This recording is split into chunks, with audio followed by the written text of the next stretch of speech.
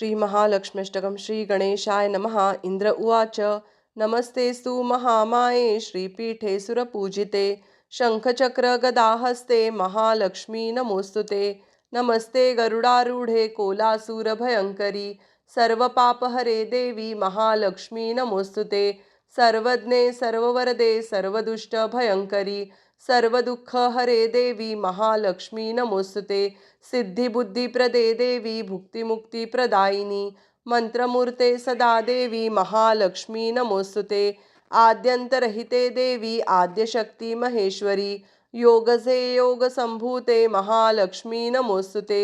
स्थूल सूक्ष्म महारौद्रे महाशक्ती महोदरे महापापहरे देवी महालक्ष्मी नमोस्तुते। पद्मासनस्थिते देवी परब्रह्म स्वरूपिणी परमेशी जगन्मातर महालक्ष्मी नमोस्तुते। श्वेतांबरधरे देवी नानालंकारभूषिते जगत्स्थिते जगन्मातर महालक्ष्मी नमोस्तुते। महालक्ष्म्यष्टकं स्तोत्रं यः पठेत् भक्तिमान् नरः सर्वसिद्धिमवाप्नोति राज्यं प्राप्नोति सर्वदा। एककाले पठे नित्यं महापापविनाशनं द्विकालं यः पठे नित्यं धनधान्यसमन्वितः त्रिकालं यः पठे नित्यं महाशत्रुविनाशनं महालक्ष्मीर्भवे नित्यं प्रसन्ना वरदा शुभा। इति इंद्रकृत श्री महालक्ष्म्यष्टकं स्तोत्रम संपूर्णम। श्री महालक्ष्मी व्रताची कथा। गुरुवारची कहाणी। ऐकावी भक्तांनो श्री महालक्ष्मी व्रताची कथा। गुरुवारची कहाणी। ही कहाणी वाचल्याने किंवा ऐकल्याने दुःख दारिद्र्य काळजी दूर होते। श्री महालक्ष्मीच्या कृपेने समृद्धी संपत्ती ऐश्वर्य वैभव प्राप्त होते। मनीची इच्छा पूर्ण होते। श्री महालक्ष्मीची नावे रूपे अनेक आहेत। सर्व भूतांच्या ठिकाणी ती छाया शक्ती तृष्णा शांती जाती लज्जा शांती श्रद्धा कांती वृत्ती स्मृती दया तुष्टी माता अधिष्ठात्री व लक्ष्मी अशा रूपांनी राहते। तिला नमस्कार असो।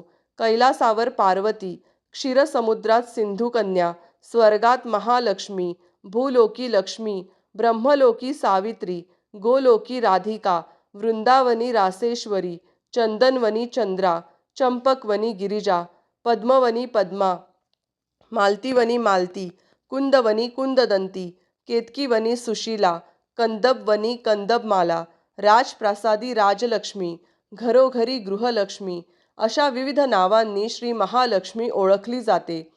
अशा सर्वांच्या परिचयाच्या व सर्वांभूती असलेल्या श्री महालक्ष्मीची ही कहाणी आहे। द्वापार युगात भारतभूतील सौराष्ट्र देशात भद्रशवा नावाचा राजा राज्य करी। तो पराक्रमी होता।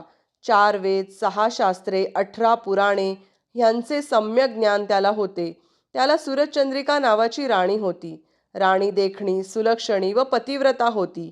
त्या दोघांना 7 पुत्र व त्यांच्या पाठीवर एक कन्या झाली। कन्येचे नाव ठेवले होते श्यामबाला। एकदा महालक्ष्मीच्या मनात आले आपण त्या राजाच्या राजप्रासादी राहावे। त्यामुळे राजा अधिक सुखी होईल व प्रजेला अधिक सुख देईल। गरिबाकडे राहिले तर तो सारी संपत्ती स्वतः करताच खर्च करील। म्हणून महालक्ष्मीने वृद्ध ब्राह्मण स्त्रीचे रूप घेतले व ती काठी टेकत टेकत सूरजचंद्रिका राणीच्या महालासमोर उभी राहिली। म्हातारी असली तरी ती तेजस्वी दिसत होती। तिला पाहताच एक दासी पुढे आली। दासीने वृद्ध ब्राह्मणीची नीट विचारपूस केली। वृद्ध ब्राह्मणीचे रूप घेतलेली श्री महालक्ष्मी माता म्हणाली, बाळ माझं नाव कमळा, माझ्या पतीचं नाव भुवनेश, आम्ही द्वारकेला राहतो। तुमची राणी पूर्वजन्मी एका वैश्याची पत्नी होती। तो वैश्य फार दरिद्री होता। रोज त्या दोघांची भांडणं होत। मग नवरा तिला खूप मारझोड करी। ह्या जाचाला त्रासलेली ती वैश्यपत्नी कंटाळली आणि घर सोडून गेली। राणीवनी उपाशी भटकू लागली। तिची ती दशा बघून मला तिची दया आली। धन संपत्ती सुख व समृद्धी देणाऱ्या श्री महालक्ष्मी व्रताची मी तिला माहिती सांगितली। माझ्या सांगण्याप्रमाणे तिने लक्ष्मीव्रत केलं। तिला महालक्ष्मी प्रसन्न झाल्यामुळे तिचं दारिद्र्य संपलं। तिचं घर संतती संपत्ती व समृद्धीनं भरलं। तिच्या जीवनात आनंदी आनंद आला। पुढे ते पती पत्नी निधन पावले। लक्ष्मीव्रत केल्यामुळे ती दोघं लक्ष्मी लोकात वैभवात राहिली। त्यांनी जितकी वर्षे श्री महालक्ष्मी व्रत केलं तितकी 1000 वर्ष त्यांना सुखोपभोग मिळाले। ह्या जन्मी त्यांचा जन्म राजकुळात झाला आहे। पण त्या राणीला लक्ष्मीव्रताचा विसर पडला आहे.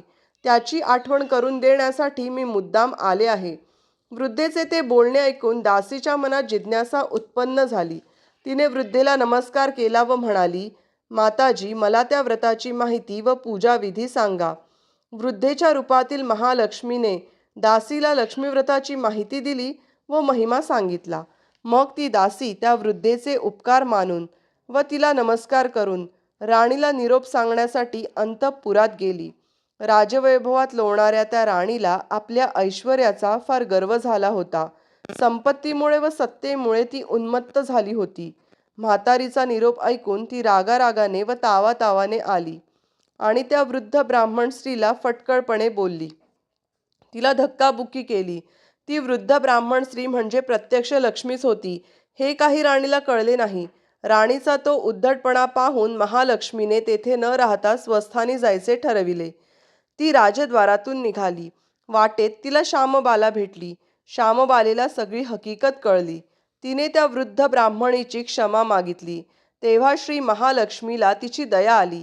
तिने श्यामबालेला लक्ष्मीव्रताची माहिती सांगितली. तो दिवस होता मार्गशीर्ष महिन्यातील पहिला गुरुवार. राजकन्येने महालक्ष्मीचे व्रत सांगितल्याप्रमाणे भावभक्तीने केले. त्यामुळे सिद्धेश्वर राजाच्या मालाधर या राजपुत्राशी तिचा विवाह झाला. ती पतीसह राजवैभवात नांदू लागली. इकडे मात्र महालक्ष्मीचा कोप झाल्यामुळे भद्रश्रवा व राणी सुरचंद्रिका यांचे राज्य, ऐश्वर्य, वैभव सर्व गेले व त्यांची अन्नान्य दशा झाली. एके दिवशी सुरचंद्रिका आपल्या पतीला म्हणाली, आपला जामात राजा आहे, खूप श्रीमंत आहे.